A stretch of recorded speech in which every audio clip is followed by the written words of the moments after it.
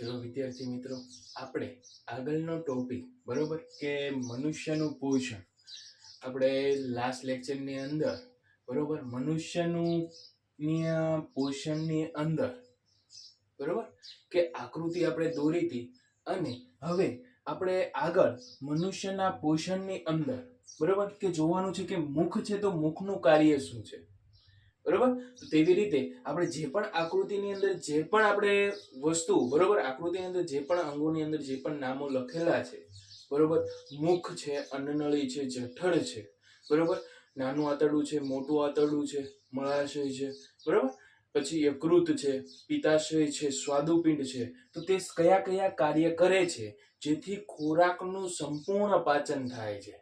બરોબર, તો આપણે જ્યારે ખોરાક લઈએ છીએ તે શેના મારફતે લઈએ છીએ? મુખ દ્વારા. તો મુખ ની અંદર બરોબર શું આવેલું હોય છે? તો કે જીભ આવેલી હોય છે બરોબર. જીભ અને જે દાંત છે તેની રચના આવેલી હોય છે. જે આપણે ખોરાક લઈએ છીએ ત્યારે ખોરાકનું શું કરે છે? તો કે ચાવવાનું કાર્ય કરે છે. અને ખોરાક ચાવ્યા પછી બરોબર તમારે ખોરાક છે તે ચવાઈ જાય છે, પરંતુ ખોરાકની અંદર બરોબર ઘણી વાર તમને જોશો, તમને મનપસંદ વાનગી તમે જોશો ત્યારે તમારા મોઢાની અંદર તરત જ પાણી જેવી રચના આવી જાય.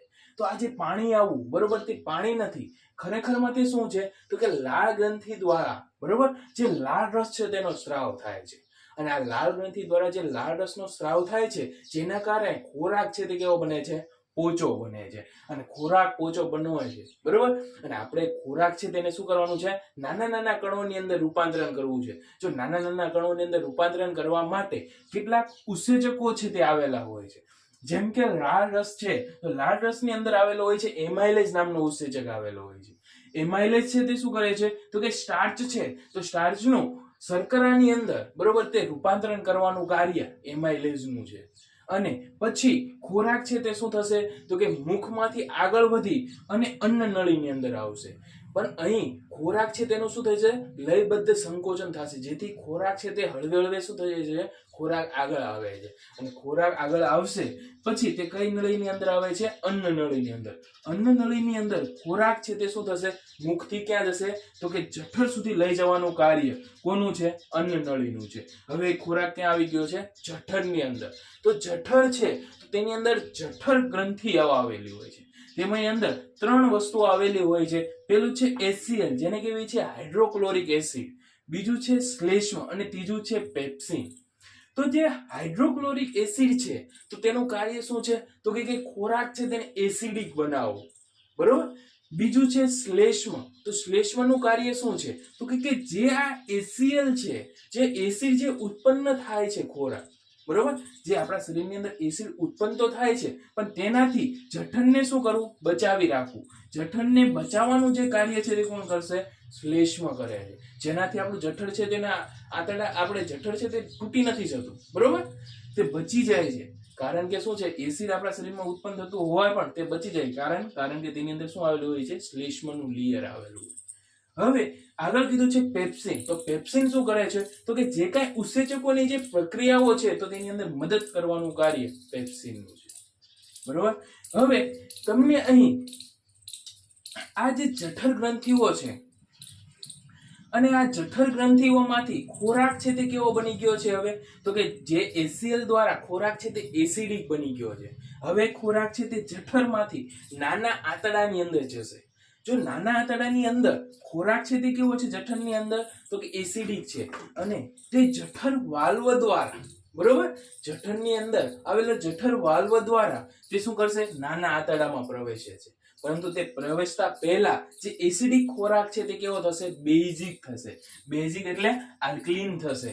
ખોરાક આલ્કલીન થાય છે એટલે કે યકૃતમાંથી બરોબર, યકૃતની અંદર શું રહેલું હોય છે? પિત્તાશય. તો પિત્તાશયમાંથી પિત્તરસ અને તમને કીધું છે કે સ્વાદુપિંડ, તો સ્વાદુપિંડમાંથી સ્વાદુરસ બરોબર. આ બંનેનો સ્ત્રાવ ભેગો થઈ અને ખોરાકને કેવું બનાવે છે?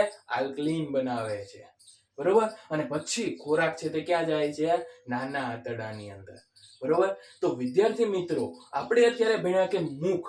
તો મુખનું કાર્ય શું હતું? તો કે મુખની અંદર પેલા જીભ અને દાંત આવેલા હોય છે બરોબર. ખોરાકનું શું કરે છે? તો કે ચાવવાનું કાર્ય છે. તેની અંદર લાળ ગ્રંથિ આવેલી હોય છે, તે લાળ રસનો સ્ત્રાવ કરે છે. તેની અંદર ઉત્સેચક આવેલો હોય છે જેનું નામ હોય છે એમાઇલેઝ બરોબર. લાલ રસની અંદર શું હોય છે? એમાઇલેઝ નામનો ઉત્સેચક આવેલો હોય છે. અને ખોરાકનું આટલું પાચન બરોબર થઈ ગયા પછી બરોબર જે એમાઇલેઝ છે તેનું મેઇન કાર્ય શું છે એ પણ આપણે યાદ રાખવાનું છે. તે શર્કરાનું શેની અંદર સ્ટાર્ચ છે તેનું શેની અંદર રૂપાંતરણ કરે છે? શર્કરાની અંદર રૂપાંતરણ કરે છે. પછી ખોરાક આગળ આવે છે અન્નનળી દ્વારા, તે જઠરની અંદર ખોરાક પહોંચે છે. જઠરની અંદર એસીએલ આવેલું હોય છે, પેપ્સિન આવેલું હોય છે અને શ્લેષ્મા આવેલું હોય છે. એસીએલ નું કાર્ય શું હોય છે? હાઇડ્રોક્લોરિક એસિડ, તેનું કાર્ય હોય છે ખોરાકને એસિડિક બનાવવું. શ્લેષ્માનું કાર્ય શું હોય છે?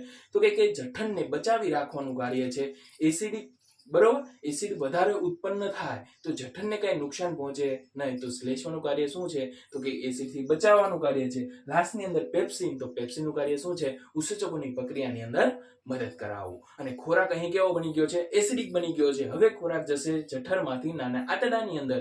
નાના આંતરડાની અંદર જતા પહેલા યકૃતની અંદર રહેલો પિત્તાશય તે શું કરે છે? પિત્તરસનો સ્રાવ કરે છે. અને સ્વાદુપિંડ જે સ્વાદુરસનો સ્રાવ કરે છે. આ બંને સ્રાવ થઈ અને ખોરાકની અંદર ભળે છે અને ખોરાકને કેવો બનાવે છે? આલ્કલીન બનાવે છે. હવે ખોરાક પહોંચશે ક્યાં? નાના આંતરડાની અંદર. તો આપણે નેક્સ્ટ લેક્ચરની અંદર જોઈશું કે ખોરાક છે બરોબર તે ક્યાં પહોંચે છે? નાના આંતરડાની અંદર કેવી રીતે કાર્ય કરે છે. થેન્ક યુ મિત્રો.